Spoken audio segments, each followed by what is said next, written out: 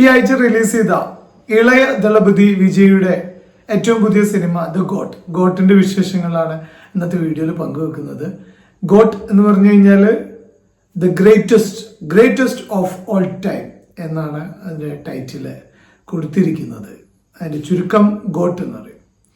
അപ്പം എന്തായാലും സിനിമ വലിയ ആവേശത്തിലാണ്. ആദ്യം മുതൽ ഇത് ഡിക്ലെയർ ചെയ്ത സമയം മുതലേ നമ്മൾ കണ്ടുകൊണ്ടിരുന്നത്. അതിനൊരു രാഷ്ട്രീയത്തിന്റെ ഒരു ചെറിയ കാര്യം കൂടി ഉണ്ടായിട്ടുണ്ട് അല്ലെ. അതായത് ഈ സിനിമ ഡിക്ലെയർ ചെയ്യുന്ന സമയത്ത് വിജയുടെ അവസാനത്തെ സിനിമയാണെന്നുള്ള ഒരു കൺസെപ്റ്റിലേക്ക് വന്നിരുന്നു, അല്ലെങ്കിൽ അങ്ങനെ ഒരു വാർത്ത വന്നിരുന്നു. വിജയ് സിനിമ അവസാനിപ്പിക്കുന്നു, രാഷ്ട്രീയ പാർട്ടിയുടെ നീക്കവുമായി മുന്നോട്ട് പോകുന്നു. അപ്പോൾ ദ ഗോട്ട് എന്ന് പറയുന്ന സിനിമയ്ക്ക് ആദ്യം മുതൽ തന്നെ പേര് കിട്ടാൻ കാരണം അങ്ങനെ ഒരു കാര്യം. എന്തായാലും ഗോട്ടിന്റെ വിശേഷങ്ങളിലേക്ക് കടക്കാം. ഗോട്ട് സിനിമയുടെ ഒരു ആകെത്തുക എന്ന് പറയുന്നത് ഒരു ആന്റി ടെററിസ്റ്റ് ഗ്യാങ്ങിൽ പെടുന്ന 4 പേരാണ്. ഒന്ന് നമ്മുടെ മലയാളത്തിലുള്ള അജ്മൽ അമീർ, അതുപോലെ തന്നെ ഡാൻസർ പ്രഭുദേവ, വിജയ്, അതുപോലെ പഴയ നടൻ പ്രശാന്ത്.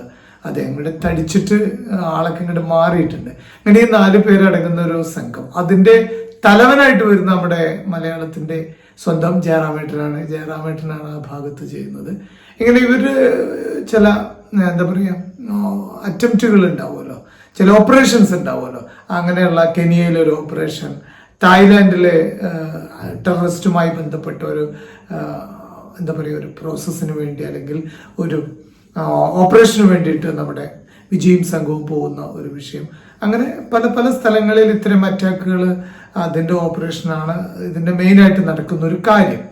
അതിനിടയിൽ ട്വിസ്റ്റായിട്ട് കഥ വരുന്നത് തായ്ലൻഡിൽ ഇവരൊരു ഓപ്പറേഷന് പോകുന്ന സമയത്ത് അവിടെ വെച്ചുണ്ടാവുന്ന ഒരു കാര്യമാണ്, ഒരു സംഭവമാണ് ഈ കഥയുടെ ഒരു പ്രധാനപ്പെട്ട ഭാഗം എന്ന് പറയുന്നത്. അവിടുന്ന് അങ്ങോട്ട് കഥ കുറച്ചുകൂടി സീരിയസ് ആയി മാറുന്നുണ്ട്, കുറച്ചുകൂടി ഇമോഷണലി ആ സമയത്ത് കണക്ട് ആവുന്നുണ്ട്, കുറച്ചുകൂടി സീരിയസ് ആവുന്നത് ഫസ്റ്റ് ഹാഫിൽ തന്നെയാണ്. സെക്കൻഡ് ഹാഫിൽ കഥ വേറൊരു തരത്തിലേക്ക് നീങ്ങുകയാണ്. എന്തായാലും ഈ സിനിമ ഇറങ്ങിയ ആദ്യത്തെ ഷോ കഴിഞ്ഞപ്പോൾ മുതൽ നെഗറ്റീവ് ഒരുപാടുകൾ വന്നിരുന്നു. ഞാൻ ആ നെഗറ്റീവ് മനസ്സിൽ വെച്ചിട്ട് തന്നെയാണ് പോയത് സിനിമയ്ക്ക്. അപ്പോൾ അത്തരത്തിൽ ഫീൽ ചെയ്തില്ല. എന്തായാലും ലിയോ ഉണ്ടാക്കിയ ഒരു സുഖം എന്തായാലും ഇതിനകത്ത് കിട്ടിയില്ല. പക്ഷെ എങ്കിലും ഇത് ഇത്രയും നെഗറ്റീവ് പറയാവുന്ന ഒരു സിനിമയാണോ എന്ന് സംശയം എനിക്കുണ്ടായി. My personal opinion. എന്തായാലും അത്ര ബോർ സിനിമയൊന്നുമല്ല. വിജയ് സിനിമയിൽ നിന്ന് നമ്മൾ എപ്പോഴും പ്രതീക്ഷിക്കുന്നതാ, വിജയ് ഫാൻസിന് വേണ്ടി ഉണ്ടാക്കുന്ന ചില സിനിമകളുടെ ചില പ്രത്യേകതകളുണ്ടല്ലോ, ആ എല്ലാ ചേരുവകളും ചേർത്തിട്ടുണ്ട്. ആ രീതിയിൽ കണ്ടാൽ മതി. അങ്ങനെ കാണുമ്പോൾ അത് ഓക്കെയാണ്, ഒരു വൺ ടൈം വാച്ചബിൾ ആയിട്ടുള്ള ഒരു മൂവി തന്നെയാണ് ദ ഗോട്ട്. ആന്റി ടെററിസ്റ്റ് സ്ക്വാഡിലുള്ള ഇവരുടെ ജീവിതത്തിലും അവരുടെ ജോലി സംബന്ധമായി ഉണ്ടാവുന്ന സംഭവങ്ങളും സംഭവ വികാസങ്ങളുമാണ് തുടർന്നുള്ള ഭാഗങ്ങളിലേക്ക് നമ്മളെ പ്രേക്ഷകനെ കൂട്ടിക്കൊണ്ടുപോകുന്നത്. അതിൽ വിജയ് 2 റോളുകളിൽ വരുന്നു എന്നുള്ളത് വളരെ പ്രധാനപ്പെട്ട ഒരു കാര്യമാണ്. ഇനി എനിക്ക് ഈ സിനിമയുമായി ബന്ധപ്പെട്ട് എനിക്ക് കിട്ടിയിട്ടുള്ള ചില പോസിറ്റീവ് സൈഡുകൾ, ചില നെഗറ്റീവ്സും ഉണ്ട്. അപ്പോൾ പോസിറ്റീവ് ആൻഡ് നെഗറ്റീവ്സ് നമുക്കൊന്ന് ചർച്ച ചെയ്യാം. പോസിറ്റീവായ ചില കാര്യങ്ങൾ നമുക്ക് ആദ്യം പറയാം. വിജയ് ഡബിൾ റോളിൽ ഇതിനകത്ത് വന്നിട്ടുണ്ട്. അതിൽ രണ്ടാമത്തെ നമ്മുടെ മകനായിട്ട് അഭിനയിച്ചിട്ടുള്ള വിജയ് ഉണ്ട്. ആ മകൻ വിജയ് കുറച്ച് സൈക്കോ ആയിട്ടുള്ള ഒരാളാണ്. അങ്ങനെയാണ് ആ സിനിമയിലും വരുന്നത്. അദ്ദേഹം ആ കഥാപാത്രം ഭയങ്കര ഗംഭീരമായി പെർഫോമൻസ് നടത്തിയിട്ടുണ്ട്. മറ്റേ അച്ഛൻ കഥാപാത്രം ഇല്ല എന്നല്ല, പക്ഷെ അച്ഛൻ കഥാപാത്രവും മകൻ കഥാപാത്രവും 2 മാനറിസം പിടിക്കാൻ വേണ്ടിയിട്ട് ശ്രമിച്ചിട്ടുണ്ട്. അതിൽ വിജയ് പൂർണ്ണമായി വിജയിച്ചു എന്നുള്ളതാണ് എൻ്റെ അഭിപ്രായം. മറ്റൊന്ന് സ്ക്രിപ്റ്റ് നല്ല സ്ക്രിപ്റ്റാണ്. പക്ഷേ അതിൻ്റെ നെഗറ്റീവ് മറ്റൊരു വശം, അവിടെ നെഗറ്റീവ് പറയുമ്പോൾ പറയാം, സ്ക്രിപ്റ്റ് വൈസ് അതിനകത്തൊരു കണ്ടന്റ് ഉണ്ടായിരുന്നു. Background score Yuvan Shankar രാജയാണ് background ചെയ്തിരിക്കുന്നത്. ആ ബാക്ക്ഗ്രൗണ്ട് സ്കോറും നല്ലതാണ്, മ്യൂസിക്കും അദ്ദേഹമാണ് ചെയ്തത്. അത് നെഗറ്റീവ് പറയുമ്പോൾ അവിടെ ആ ഭാഗം പറയാമെന്ന് എനിക്ക് തോന്നുന്നു. ഇങ്ങനെ പോസിറ്റീവ് സൈഡുകൾ ഇതൊക്കെയാണ്. ഇത്തരത്തിൽ കുറച്ച് നല്ല, പിന്നെ എന്താ പറയുക, മോശമില്ലാതെ ഈ സിനിമ ഇങ്ങനെ കൊണ്ടുപോകുന്നുണ്ട്. ക്ലൈമാക്സ് ഒക്കെ ട്വിസ്റ്റുകൾ വരുന്നുണ്ട്, അത്യാവശ്യം നല്ല ട്വിസ്റ്റുകളുണ്ട്. രസകരമായ ഒരു ക്ലൈമാക്സ് ഉണ്ട്. അതിനകത്തൊരു എന്താ പറയുക, ചെന്നൈ സൂപ്പർ കിങ്സിന്റെ ഒരു IPL ഒരു മത്സരത്തിന്റെ ഇതും കൂടെ ക്ലൈമാക്സിൽ കണക്ട് ചെയ്തിട്ട് ചെയ്ത ഒരു സിനിമ. അങ്ങനെ ആ ഭാഗങ്ങളിലൊക്കെ എന്താ പറയുക, നമുക്ക് ഒട്ടും ബോറല്ല, മികച്ചൊരു എക്സ്പീരിയൻസ് തന്നെ ആ സിനിമ നമുക്ക് നൽകുന്നുണ്ട് എന്നുള്ളത് തന്നെയാണ് എനിക്ക് തോന്നിയിട്ടുള്ളത്. ഇനി നമുക്ക് നെഗറ്റീവ്സ് നോക്കാം. നെഗറ്റീവ്സ് ഒന്ന് പ്രധാനപ്പെട്ടത്, കുറച്ചുകൂടി ടൈം കുറയ്ക്കാമായിരുന്നു. ചില ഭാഗങ്ങളിൽ ഒരുപാട് ലാഗ് ഉണ്ട്. ആ ലാഗും കുറയ്ക്കാൻ പറ്റും, ടൈമും പ്രേക്ഷകനെ അനുഭവിക്കുന്ന ഈ 3 മണിക്കൂറും 6 മിനിറ്റ് 7 മിനിറ്റ് ഒക്കെ ഉള്ള സിനിമ എന്ന് പറയുന്നത് അങ്ങനെ ഒരു പ്രശ്നമുണ്ടല്ലോ. അത്രയും സമയ സിനിമ ആണ് പറയുന്നത്. അപ്പൊ ആ ഭാഗവും ഒന്നുകൂടി എന്താ പറയാ, സമയം ഒരു വലിയ പ്രശ്നമായിരുന്നു.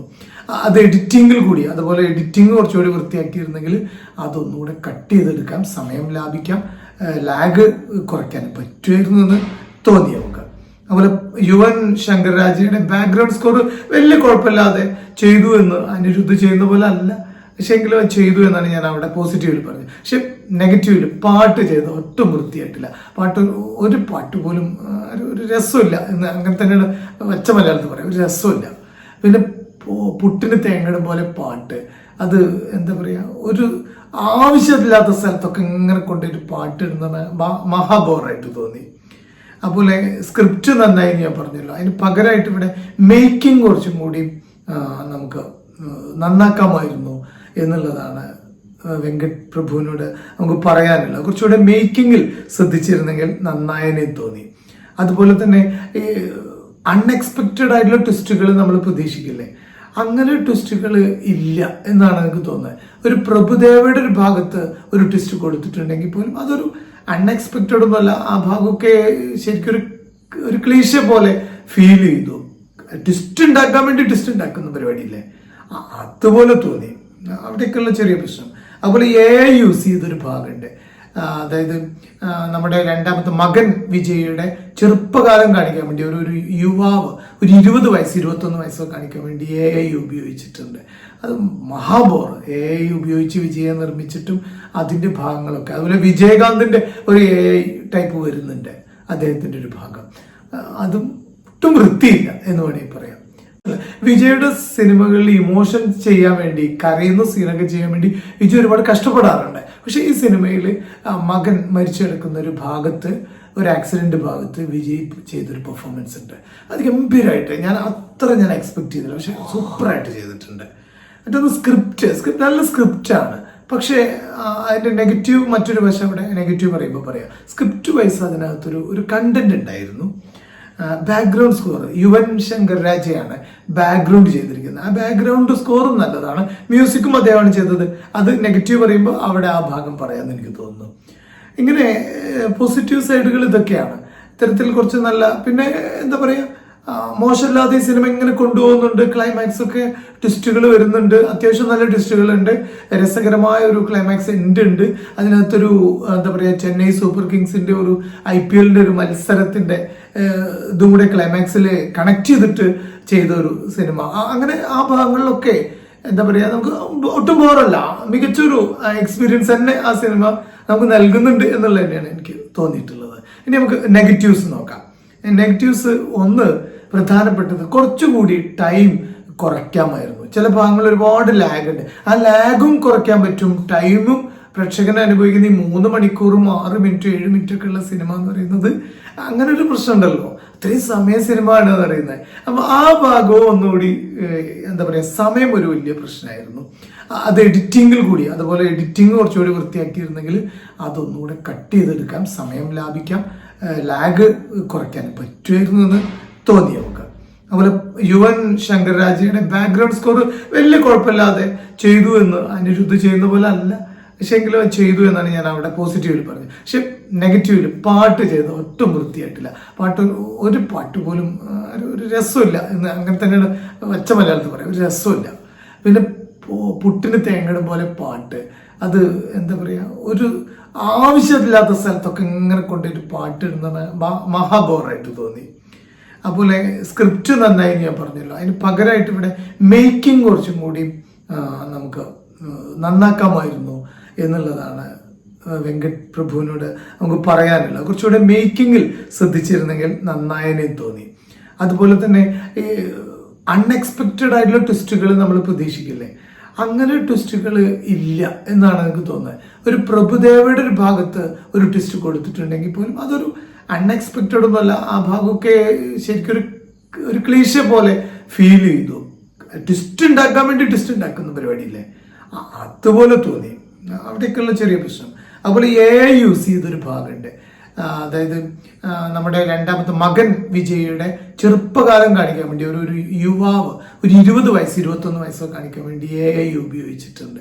അത് മഹാബോർ. AI ഉപയോഗിച്ച് വിജയെ നിർമ്മിച്ചിട്ടും അതിന്റെ ഭാഗങ്ങളൊക്കെ, അതുപോലെ വിജയകാന്തിന്റെ ഒരു AI ടൈപ്പ് വരുന്നുണ്ട് അദ്ദേഹത്തിന്റെ ഒരു ഭാഗം. അതും ഒട്ടും വൃത്തിയില്ല എന്ന് വേണമെങ്കിൽ പറയാം. ഒരിക്കലും ഒരു പക്ക ഫ്ലോപ്പ് സിനിമയായിട്ട് ഒരിക്കലും നമുക്ക് ഗോട്ടിനെ കാണാൻ കഴിയില്ല. ആ രീതിയിൽ ചില കമന്റ്സുകൾ വരുന്നുണ്ടെങ്കിലും പക്ഷെ ഇഷ്ടപ്പെട്ട ഒട്ടേറെ പ്രേക്ഷകരുണ്ട്. ആ കൂട്ടത്തിൽ എനിക്കും ഈ സിനിമ വിജയ് സിനിമ എന്ന പാറ്റേണിൽ ഇഷ്ടപ്പെട്ടു. അങ്ങനെയാണല്ലോ പറയണ്ടേ. വിജയ് സിനിമയുടെ എല്ലാ ചേരുവകളുള്ള ഒരു സിനിമ എന്ന കൺസെപ്റ്റിൽ എനിക്കിഷ്ടപ്പെട്ടു.